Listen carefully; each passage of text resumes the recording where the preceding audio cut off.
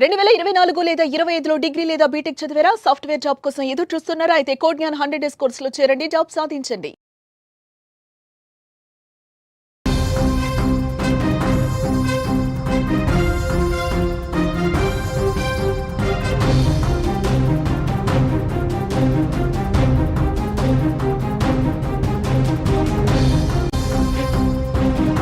వైష్ణవి అంత్యక్రియలు ముగిశాయి.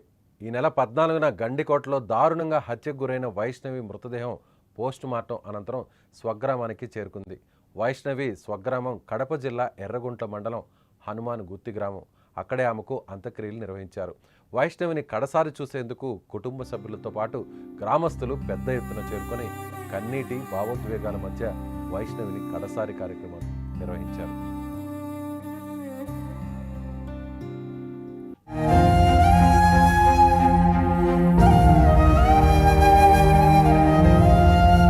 మరోవైపు వైష్ణవి మృతదేహాన్ని చూసిన తల్లిదండ్రులు తల్లడిల్లిపోయారు. నిన్న మొన్నటి వరకు తమతో సంతోషంగా ఉన్న తమ కూతురు ఇక లేదు అనే చేదు నిజాన్ని తల్లిదండ్రులు జీర్ణించుకోలేకపోతున్నారు. అటు కుటుంబ సభ్యులు, గ్రామస్తులు కూడా వైష్ణవి భౌతికాయానికి నివాళులర్పించి భావోద్వేగానికి గురయ్యారు.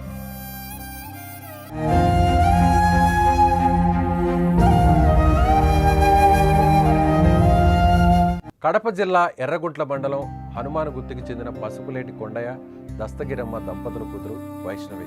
కొండయ్య కుటుంబం చదువుల నిమిత్తం ప్రొద్దుటూరు గాంధీ రోడ్లోని సార్వకట్ట వీధిలో నివాసం ఉంటున్నారు.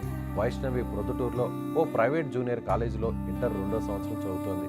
సోమవారం ఉదయం కాలేజీకి వెళ్తున్నా అంటూ ఇంటి నుంచి బయలుదేరింది వైష్ణవి. కాలేజీకి రాలేదని తెలుసుకున్న వైష్ణవి ఫ్రెండ్స్ వెంటనే లెక్చరర్కు విషయాన్ని తెలిపారు. అయితే లెక్చరర్లు వెంటనే వైష్ణవి సోదరుడు కొండయ్యకు ఫోన్ చేశారు. కాలేజీకి వెళ్లి వైష్ణవి స్నేహితులను ఆరా తీయగా గండికోటకు వెళ్ళిందని చెప్పుకొచ్చారు. కుటుంబ సభ్యులందరూ ప్రొద్దుటూరులో సాయంత్రం వరకు వెతికినా ఆచూకీ లభించలేదు. దాంతో ప్రొద్దుటూరు 1 టౌన్ పోలీస్ స్టేషన్లో ఫిర్యాదు చేశారు కుటుంబ సభ్యులు.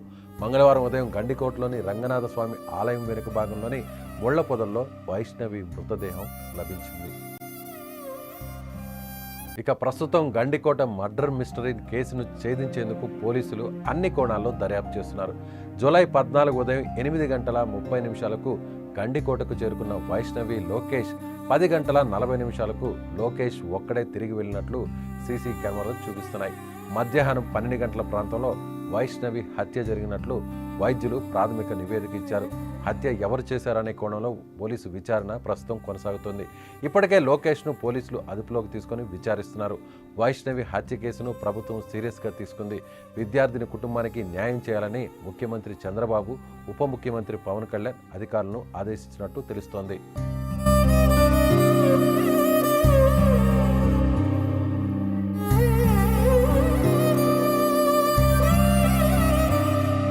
ప్రస్తుతం 2 తెలుగు రాష్ట్రాల్లో సంచలనమైనటువంటి హత్య కేసుగా మారింది వైష్ణవి హత్య కేసు. చదువుకుంటున్నటువంటి ఇంటర్ 2nd ఇయర్ చదువుతున్నటువంటి వైష్ణవి లోకేష్ అనేటువంటి వ్యక్తితో ప్రేమలో పడి అతని ద్వారా అంటే లోకేష్ సక్రమంగా చదువుకోకుండా జులాయిగా తిరుగుతూ తమ కూతురును వలలో వేసుకొని ఇబ్బంది పెడుతున్నారనేటువంటి ఉద్దేశంతోనే అక్కడ సొంత గ్రామం వదిలి ప్రొద్దుటూరుకి చేరుకుంది ఆ కుటుంబం. ఇలా గ్రామంలో ఉన్న లోకేష్ తమ అమ్మాయి వెంట తిరుగుతున్నాడు అనేటువంటి కారణంతో అలా దూరంగా తీసుకువెళ్తే మార్పు వస్తుందని లోకేష్ ఇక వెంట పడ్డని ఆ కుటుంబ సభ్యులు భావించారు. వైష్ణవి ద్వారా కూడా ప్రమాణం చేయించుకున్నారు. ఇక లోకేష్తో తిరగను అంటూ వైష్ణవి కూడా ఆ తల్లిదండ్రులు చెప్పింది. అందరూ కూడా సజావుగా సాగుతుంది, ఇద్దరు కూడా విడిపోయారని ఆ తల్లిదండ్రులు భావించారు. ఊరు వెళ్ళి ప్రొద్దుటూరులోని ఒక ప్రైవేటు ఇంటర్మీడియట్ కాలేజీలో వైష్ణవిని చదివిస్తున్నారు. అలా వైష్ణవి రోజు కాలేజీకి వెళ్తూ ఇంటర్ 2nd ఇయర్ చదువుతున్నటువంటి వైష్ణవి సోమవారం కూడా కాలేజీకి వెళ్తున్నానమ్మా అంటూ బయలుదేరింది. ఇంతలోనే కాలేజీ నుంచి ఫోన్ వచ్చింది ఆ తల్లిదండ్రులకి. తల్లికి ఫోన్ రావడంతో మీ కుమార్తె కాలేజీకి రాలేదు, క్లాస్కి అటెండ్ కాలేదు, ఎక్కడికి వెళ్ళారు అంటూ అడగడంతో వెంటనే అక్కడ షాక్ అయినటువంటి తల్లి, అతని సోదరుడు పెదనాన్న కుమారుడు సురేంద్ర కూడా అక్కడే ఉండడంతో సొంత ఊరి నుంచి నేరుగా మళ్ళీ తిరిగి ప్రొద్దుటూరుకు వెళ్ళారు.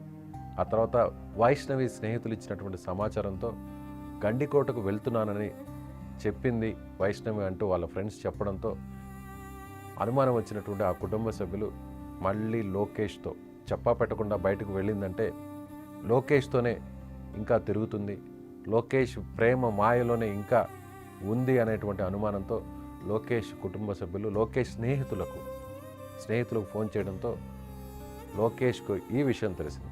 అయితే లోకేష్ అక్కడి నుంచి నేరుగా వెనక్కి వచ్చేసాడు. వెనక్కి వచ్చేస్తున్నటువంటి దృశ్యాలు కూడా, ఆ సీసీటీవీ ఫుటేజ్ కూడా బయటకు వచ్చింది.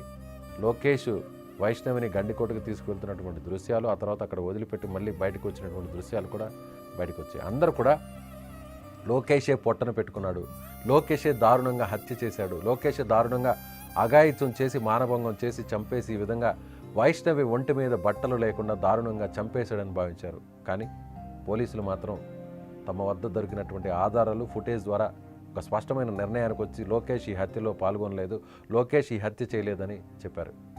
దాదాపు 4 రోజులు గడుస్తుంది. పోలీసులు దీని వెనుకున్నటువంటి హత్య చేసినటువంటి ఆ క్రూరుణ్ణి వెతికేటువంటి పరిస్థితుల్లో ఉన్నారు. వెతికేటువంటి క్రమంలో భాగంగానే ప్రతి ఆధారాన్ని కూడా క్షుణ్ణంగా పరిశీలిస్తున్నారు. అయితే సరిగ్గా 4 రోజుల తర్వాత 4వ రోజు చనిపోయినటువంటి 4వ రోజు తర్వాత ఇవాళ వైష్ణవికి అంత్యక్రియలు జరిగాయి. 2 రాష్ట్రాల్లోనే సంచలనంగా మారినటువంటి ఈ కేసు, వైష్ణవిని అంత దారుణంగా చంపింది ఎవరు? వైష్ణవిని చంపడమే కాకుండా వైష్ణవి ఒంటి మీద కూడా బట్టలు లేకుండా చేసినటువంటి ఆ దుర్మార్గుడు ఎవరు? మొదట ప్రియుడు అనుకున్నారు, ఆ తర్వాత పరువు హత్య అని భావించారు. ఆ తర్వాత పరువు హత్యకు కూడా గల కారణాలని ఆధారాలను కూడా లేకపోవడంతో 3వ వ్యక్తి ఎవరో ఉన్నారు, ఎవరో ఈ హత్యని చేశారు అని పోలీసులు ఇప్పుడు చాలా సీరియస్గా ప్రిస్టేజ్గా తీసుకున్నారు. ఈ కేసుని సవాలుగా మారింది పోలీస్ డిపార్ట్మెంట్కి. అటు సంచలనంగా మారడంతో అటు సోషల్ మీడియాలో గత 4 రోజుల నుంచి వరుస కథనాలు, వైష్ణవిని చంపిన వ్యక్తి ఎవరు? ఈ మిస్టరీని ఛేదించడానికి పోలీసులు అన్ని రకాల ప్రయత్నాలు చేస్తున్నారు. ఇప్పుడు వైష్ణవి అంత్యక్రియల్లో గ్రామం అంతా కూడా ఏకమై అంత్యక్రియల్లో పాల్గొన్నారు. ఆ తల్లిదండ్రులు వైష్ణవి మంచిగా చదువుకొని ఉన్నత శిఖరాలకు చేరుకుంటుందని, ఈ జులాయిగా తిరిగే లోకేష్ ప్రేమ మాయ నుంచి బయటపడిందని, ఇకపై ప్రశాంతంగా ఉంటుందని, ఇంటర్మీడియట్ చదివి ఆ తర్వాత గ్రాడ్యుయేషన్ పూర్తి చేసి ఒక మంచి స్థితిలో ఉంటుందని తాము భావించామని, చివరకు ఈ విధంగా ఒక శవంలా మారి విగత జీవిలా మారి తమ గ్రామానికి వస్తుందని ఊహించలేకపోయామని ఆ కుటుంబం చెప్తోంది. మరోవైపు ఇదే గ్రామాన్ని విడిచి వైష్ణవికి ఒక మంచి భవిష్యత్తు ఉండాలని ఊరిని విడిచి సైతం సమీపంలో ఉన్న పట్టణం ప్రొద్దుటూరుకు వెళ్ళి అక్కడ చదివించారు.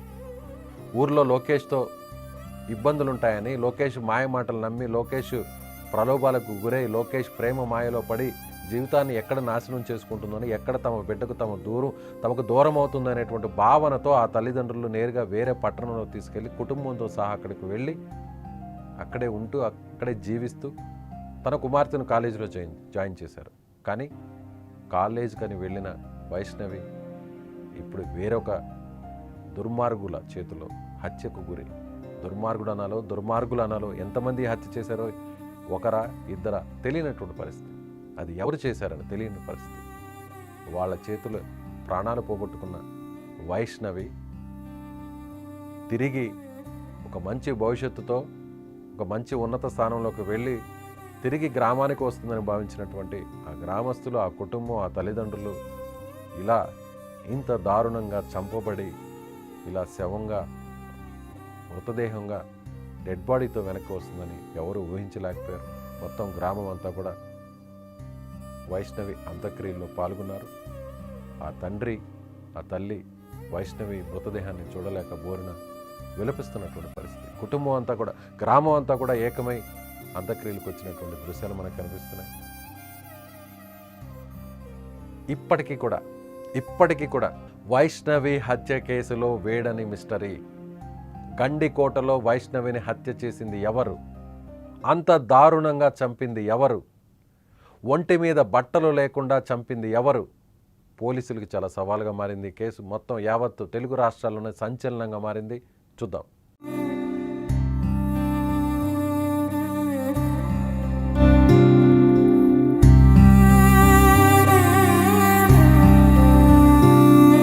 సుమన్ టీవీలో మీ పర్సనల్ అండ్ బిజినెస్ ప్రమోషన్స్ కోసం కింది నెంబర్కి కాంటాక్ట్ చేయండి.